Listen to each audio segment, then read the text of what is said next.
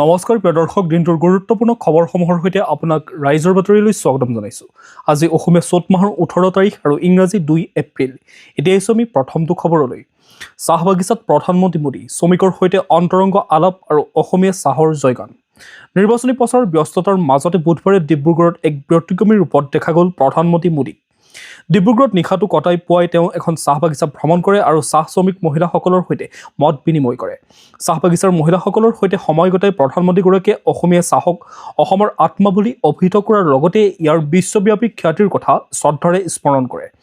মহিলা শ্ৰমিকসকলৰ সৈতে চাহপাত চিঙা আৰু তেওঁলোকৰ সংস্কৃতিৰ বিষয়ে জানিবলৈ পাই প্ৰধানমন্ত্ৰী মোদীয়ে ইয়াক এক স্মৰণীয় অভিজ্ঞতা বুলি বৰ্ণনা কৰে। তেওঁ কয় যে চাহ জনজাতি পৰিয়ালসমূহৰ কঠোৰ পৰিশ্ৰমে অসমৰ গৌৰৱ বৃদ্ধি কৰিছে। কেৱল ৰাজনৈতিক কৌশল হিচাপে নহয়, চাহৰ সৈতে তেওঁ পুৰণি ব্যক্তিগত সম্পৰ্কৰ বাবেও এই ভ্ৰমণ আছিল বিশেষ।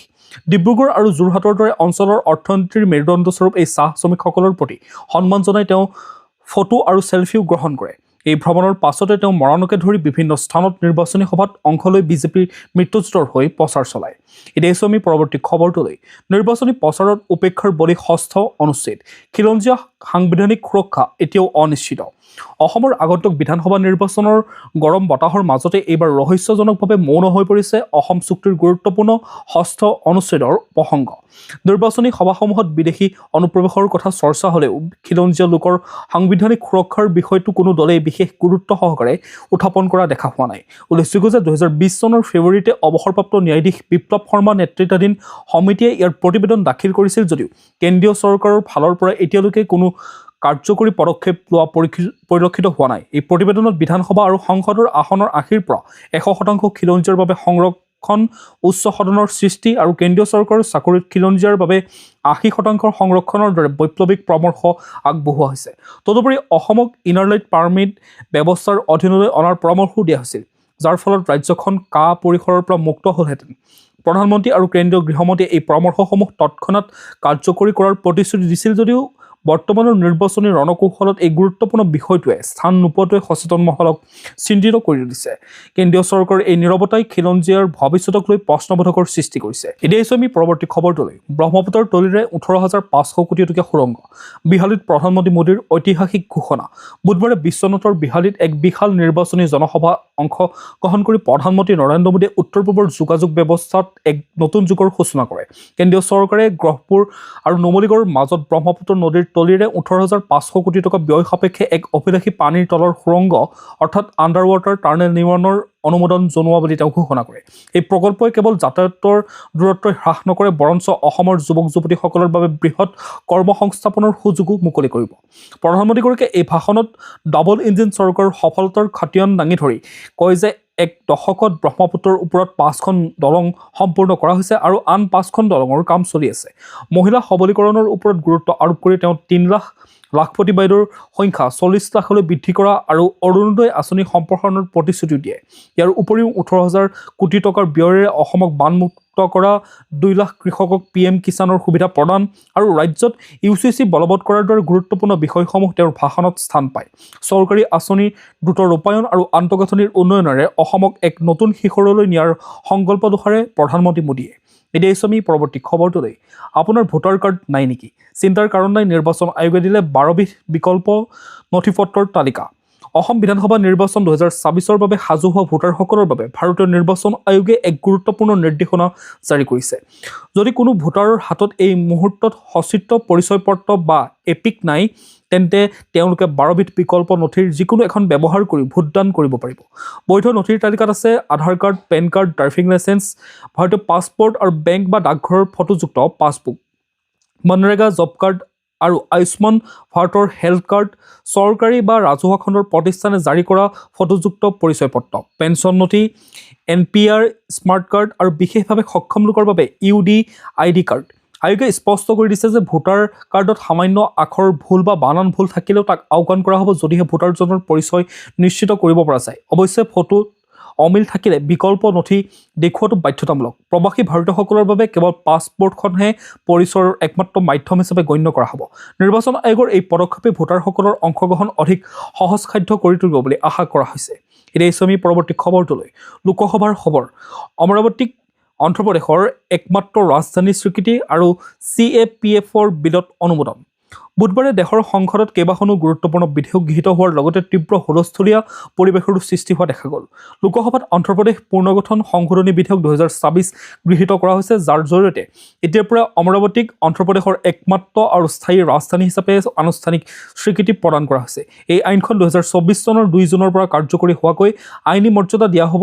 ইয়াৰ উপৰিও ব্যৱসায়িক সুচলতা বৃদ্ধিৰ লক্ষ্যৰে জনবিশ্বাস সংশোধনী বিধেয়ক 2024ৰ ওপৰতো আলোচনা কৰা হয়। আনহাতে ৰাজ্যসভাত কেন্দ্ৰীয় সশস্ত্ৰ আৰক্ষী বাহিনীৰ প্ৰশাসনিক সংস্কাৰৰ বাবে CAPF বিল 2024 ধ্বনিভোটেৰে গৃহীত কৰা হয়। অৱশ্যে বিদেশী পুঁজিৰ নিয়ন্ত্ৰণৰ বাবে অনা FCRA সংশোধনী বিধেয়ক 2024লৈকে সংসদৰ ভিতৰে বাহিৰে বিৰোধীৰ ব্যাপক প্ৰতিবাদ হোৱা দেখা গ'ল।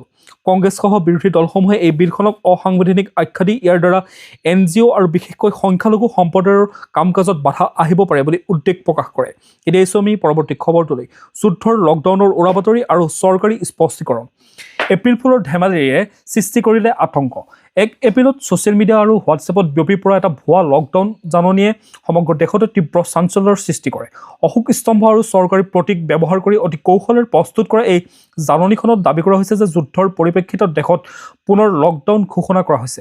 অৱশ্যে PDF ফাইলটোৰ শেষৰ ফালে থকা এপ্ৰিল ফুল শব্দটোৱে এইটো এটা ধেমালি বুলি প্ৰমাণ কৰে, যদিও ইয়াৰ পূৰ্বে বহু লোকৰ মাজত তীব্ৰ আতংক বিয়পি পৰে।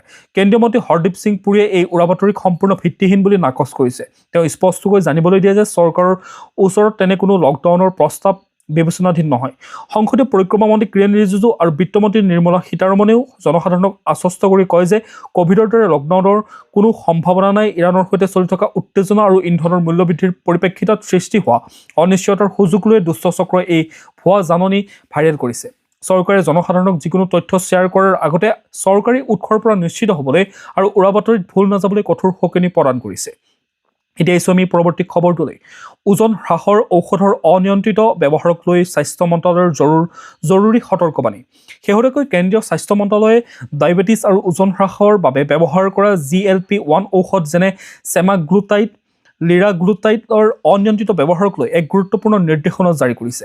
এই ঔষধবোৰ শৰীৰৰ প্ৰাকৃতিক হৰমনৰ অনুকৰণ কৰি ইনচুলিন উৎপাদন বৃদ্ধি কৰে আৰু ভোক নিয়ন্ত্ৰণ কৰি দ্ৰুত ওজন হ্ৰাসত সহায় কৰে। কিন্তু উপযুক্ত চিকিৎসকৰ পৰামৰ্শ অবিহনে কেৱল সুন্দৰ চেহেৰাৰ মুখত পৰি এই ঔষধবোৰ ব্যৱহাৰ কৰাটো মাৰাত্মক হ'ব পাৰে।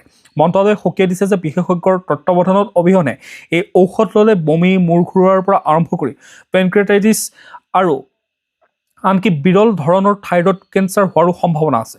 বৰ্তমান অনলাইন প্লেটফৰ্ম আৰু ফাৰ্মাচীসমূহৰ পৰা বিনা প্ৰেছক্ৰিপশ্যনত এই ঔষধ সংগ্ৰহ কৰাৰ এক বিপদজনক প্ৰৱণতা দেখা গৈছে। ইয়াক ৰোধ কৰিবলৈ কেন্দ্ৰীয় ঔষধ মানক নিয়ন্ত্ৰণ সংস্থাই এতিয়া বিক্ৰী আৰু বিতৰণ প্ৰক্ৰিয়াৰ ওপৰত নিৰীক্ষণ তীব্ৰতৰ কৰি তুলিছে। অবৈধভাৱে এই ঔষধ বিক্ৰী কৰা প্ৰতিষ্ঠানৰ বিৰুদ্ধে কঠোৰ আইনী ব্যৱস্থা গ্ৰহণৰ নিৰ্দেশ দিছে চৰকাৰে। স্বাস্থ্য মন্ত্ৰালয়ে ৰাইজক আহ্বান জনাইছে যে যিকোনো ধৰণৰ GLP-1 থেৰাপি আৰম্ভ কৰাৰ আগতে এজন অৰ্হতাপ্ৰাপ্ত চিকিৎসকৰ পৰামৰ্শ লোৱা আৰু কেৱল অনুমোদিত উৎসৰ পৰাহে ঔষধ ক্ৰয় কৰাটো অতি জৰুৰী।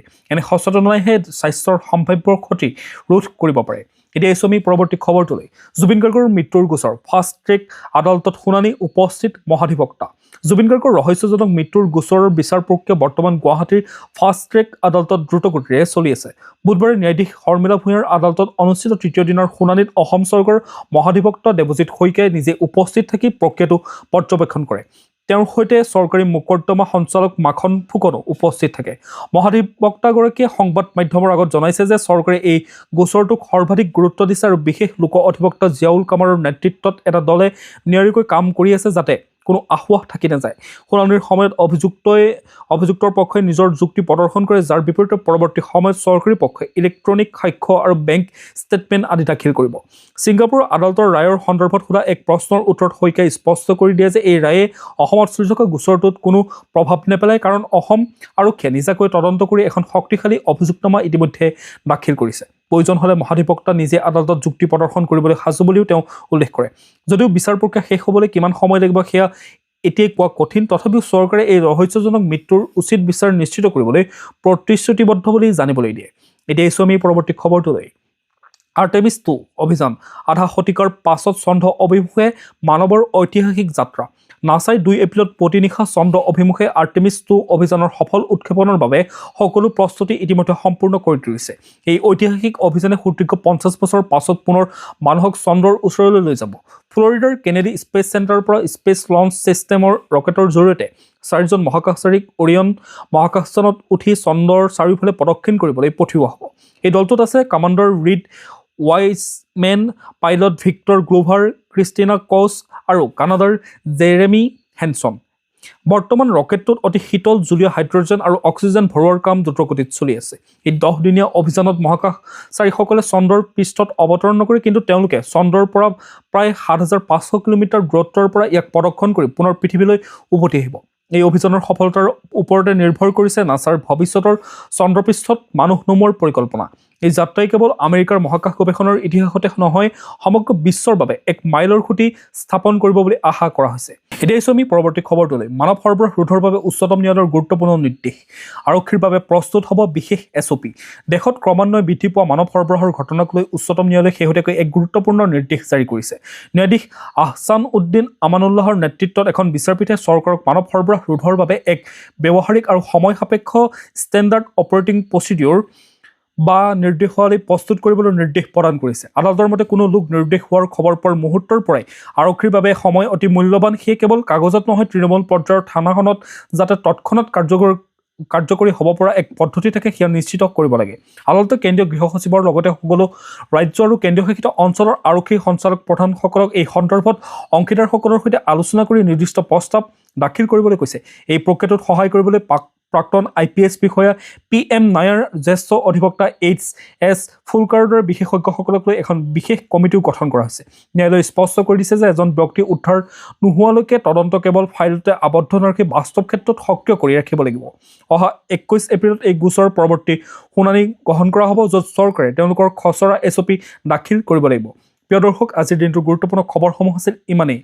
যিহেতু আজি মই ষ্টুডিঅ'ত থাকিব পৰা নাই এটা বিশেষ কাৰণবশতঃ মোৰ এটা কাম আছিলে পাৰ্চনেল, তাৰ বাবে মই আপোনালোকৰ ফ্ৰণ্টত নোলাই পেলাই বেকৰ পৰা নিউজটো আপোনালোকক জনাবৰ কাৰণে চেষ্টা কৰিছোঁ। তাৰ বাবে আপোনালোকৰ ওচৰত ক্ষমাপ্ৰাৰ্থী। লগতে ভিডিঅ'টো যদি ভাল পাইছে এটা লাইক কৰিব আৰু কমেণ্টত কিবা সুধিব লগা থাকিলে সুধিব পাৰে। পুনৰ কাইলৈৰ পৰা আকৌ আগৰ ধৰণে মই ভিডিঅ' দিবৰ কাৰণে চেষ্টা কৰিম। ধন্যবাদ।